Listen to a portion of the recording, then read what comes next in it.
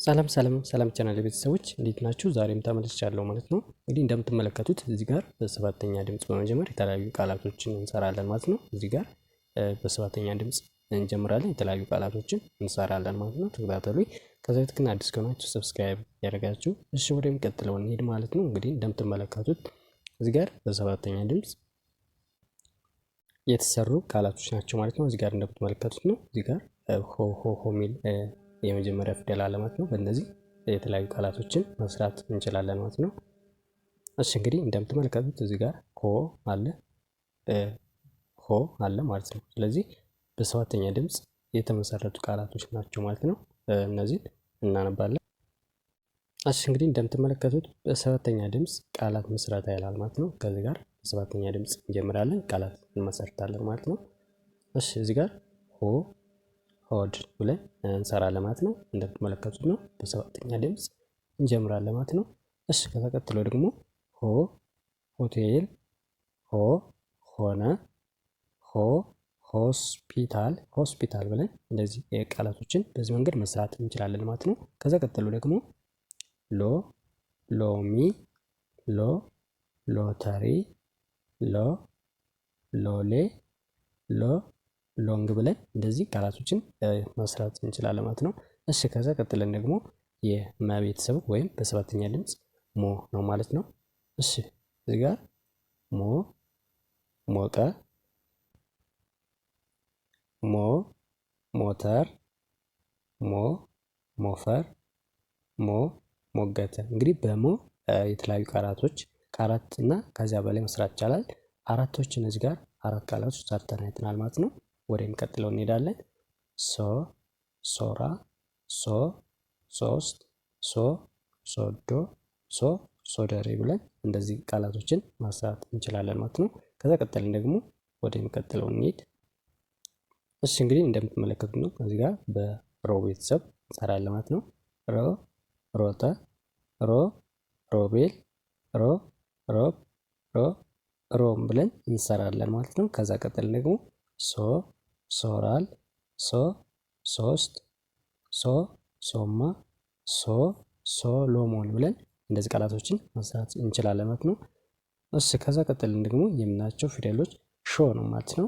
ሾመ፣ ሾላ፣ ሾርባ፣ ሾመን ብለን እንደዚህ ቃላቶችን መስራት እንችላለን ማለት ነው። ከዛ ቀጥለን ደግሞ ቆጥ፣ ቆባ፣ ቆስጣ፣ ቆለፈ ብለን በዚህ መልኩ ቃላት መስራት እንችላለን ማለት ነው። በቀላሉ በዚህ መንገድ ቃላቶችን መስራት እንችላለን ማለት ነው። እሺ ከዛ ቀጥለው ደግሞ ቦ ቤተሰቦች ነው ማለት ነው። እንግዲህ የመጨረሻው ወይም ሰባተኛው ቦ ነው ማለት ነው። ስለዚህ ቦላ።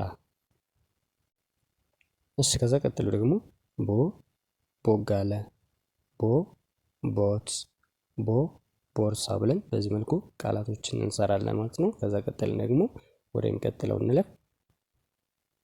እሺ እንግዲህ ቀጥለን የምናገኛቸው ፊደሎች ደግሞ የተ ወይም ሰባተኛ ቶ ነው ማለት ነው። ስለዚህ ቶሎ፣ ቶማስ፣ ቶፋ፣ ቶታል ብለን እንደዚህ ቃላቶችን እንሰራለን። ከዛ ቀጥለን ደግሞ ኖር፣ ኖረ፣ ኖት፣ ኖታ ብለን እንሰራለን። እሺ ቀጥለን ደግሞ ኮት፣ ኮራ፣ ኮሞዲ፣ ኮምፒውተር ብለን እንሰራለን ማለት ነው። ከዛ ቀጥለን ደግሞ ዞረ፣ ዞሮ፣ ዞማ፣ ብለን እንደዚህ በቀላል መንገድ መስራት እንችላለን ማለት ነው። እሺ ከዛ ቀጥለን ደግሞ ዶ ነው የምንሰራ ማለት ነው። እንግዲህ የደ ቤተሰብ በሰባተኛው ድምጽ በመነሳት ዶ ብለን ቃላት እንሰራለን ማለት ነው። እሺ አሁን ቀጥታ እንጀምራለን። ዶሮ፣ ዶማ፣ ዶንክ፣ ዶክተር ብለን በዚህ መልኩ እንሰራለን ማለት ነው። ከዛ ቀጥሎ ደግሞ የጀ ነው ማለት ነው። እሺ ሰባተኛ ድምፁ ጆ ነው አይደለ? ስለዚህ ጆሮ፣ ጆን፣ ጆከር፣ ጆሮ ብለን እንደዚህ ቃላቶችን በቀላሉ መስራት እንችላለን ማለት ነው። እሺ ከዛ ቀጥለን ደግሞ የገ ቤተሰቦች ናቸው ማለት ነው። ስለዚህ የገን ቤተሰቦች እስከ መጨረሻው እያነበብን እናያለን። እሺ አሁን የገን ቤተሰቦች እዚህ ጋር እያነበብን እናያለን ማለት ነው። በሰባተኛው ድምፅ ጎ ጎን፣ ጎ ጎማ፣ ጎ ጎመን፣ ጎ ጎባጣ ብለን እንሰራቸዋለን። እሺ ከዛ ቀጥለን ደግሞ ወደሚቀጥሉት እናልፋለን። እሺ እንግዲህ ቀጥሎ የምናያቸው የጠ ቤተሰቦች ናቸው ማለት ነው። የጠ በሰባተኛው ድምፅ እየጀመርን የተለያዩ ቃላቶችን እዚህ ጋር እየሰራን እናያለን ማለት ነው። እሺ አሁን ከዚህ ጋር መጀመር እንችላለን ማለት ነው። ጦ ጦር፣ ጦ ጦጣ፣ ጦ ጦስኝ፣ ጦ ጦም ብለን እንደዚህ እንሰራለን። ከዛ ደግሞ ፎ ፎቶ፣ ፎ ፎሎ፣ ፎ ፎቅ፣ ፎ ፎቅ ብለን እንደዚህ እንሰራለን ማለት ነው። ከዛ ቀጥለን ደግሞ ፖ ነው ማለት ነው። እንግዲህ ይሄ ፖ የመጨረሻ ፊደል ነው።